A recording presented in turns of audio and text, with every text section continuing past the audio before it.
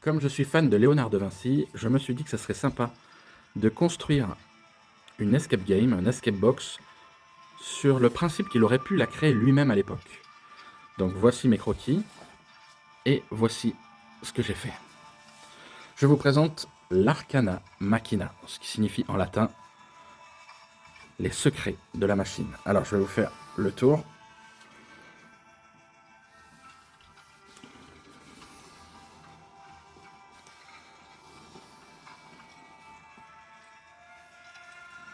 Et on revient au départ.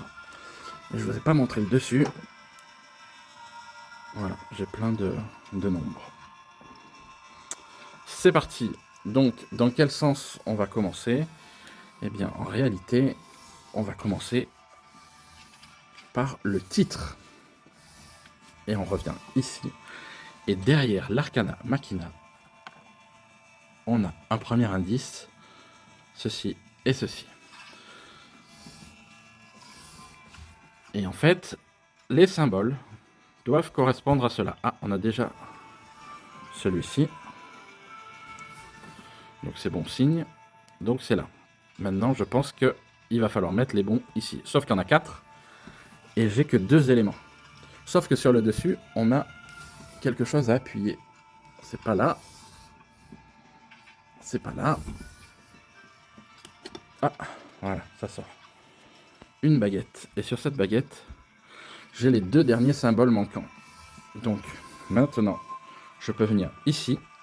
Et quand je rentre là, j'ai les symboles qui vont changer ici. Celui-là est le bon. Celui-là est le bon, on l'a vu. Donc, ici. Non, alors, c'est de l'autre côté.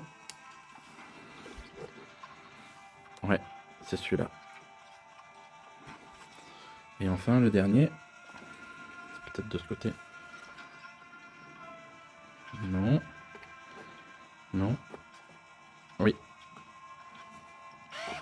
Ah, on a entendu un bruit. Je vais voir ce qui se passe. Ah, j'ai reçu ceci. Un miroir.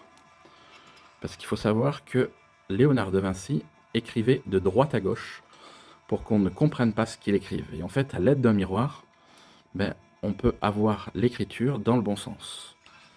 Et donc, en gros, si je prends l'épreuve des balances, on voit qu'il y a des balances qui sont plus lourdes à droite, d'autres qui sont plus lourdes à gauche. Et là, sur les boutons, j'ai qu'à mettre à gauche ou à droite pour représenter la plus lourde à chaque fois.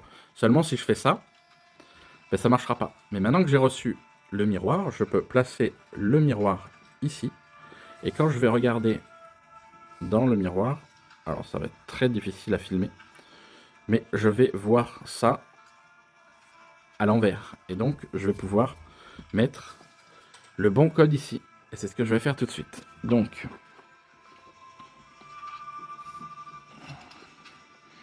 là, là. Bon, je vais passer en accéléré. Voilà.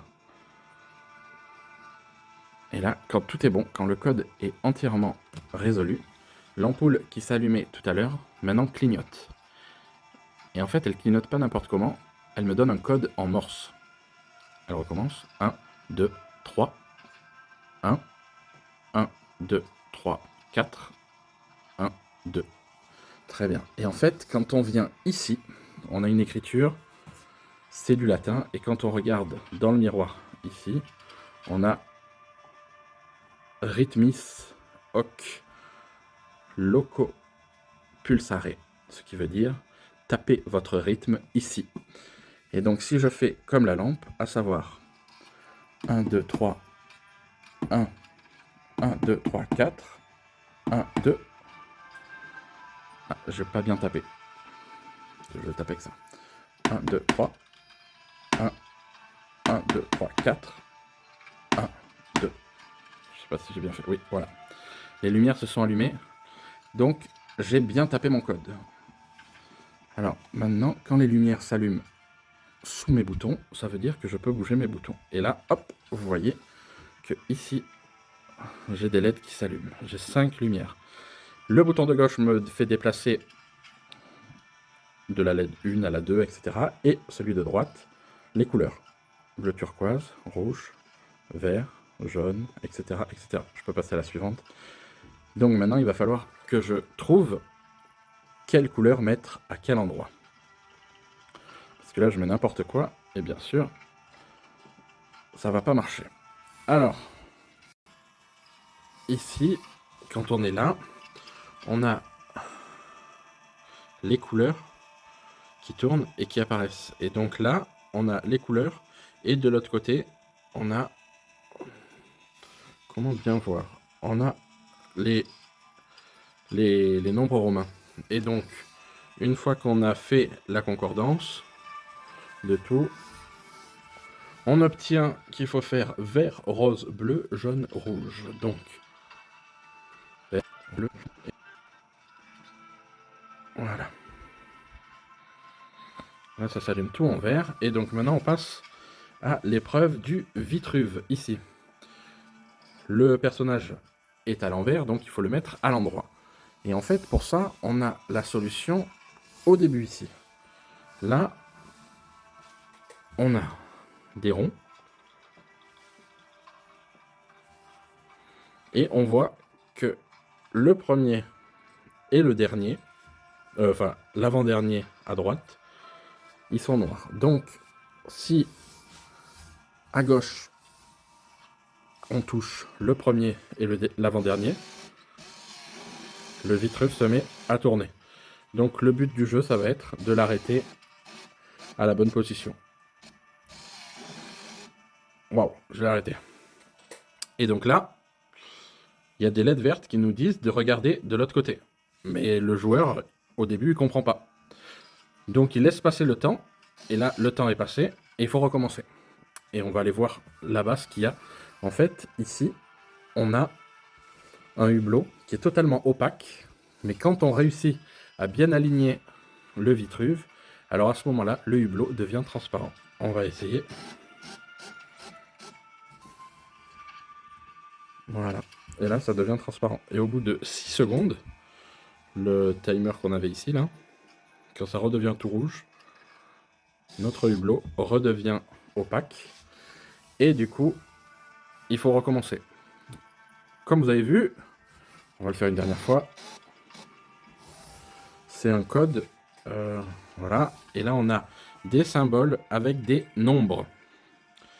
Et donc, en fait, ces symboles-là, c'est les symboles qu'on a sur la face avant.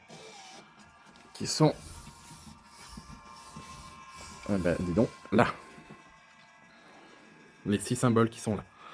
Et donc, en gros, une fois qu'on prend ces symboles et qu'on regarde le code dans le hublot, on obtient 85, 18, 38, 12, 97, 99. Et donc là, il faut passer au-dessus, ici. On appuie les 6 chiffres en même temps, et là, on a le résultat final, la dernière porte qui va s'ouvrir pour nous laisser le trésor. Donc, 18, 12, 38, et voilà. La musique change. On a la dernière porte qui s'est ouverte, et donc là, on a accès à 2 tubes dans lesquels seront rangés les parchemins où on voit comment a été fabriquée la boîte. Avec voilà, tout ça dans un style un petit peu vieilli, parchemin. Voilà, un petit peu. Et donc là, à la fin, on a un dernier message à déchiffrer avec le miroir. Et félicitations, vous avez trouvé tous les secrets de cette machine mystérieuse. Voilà.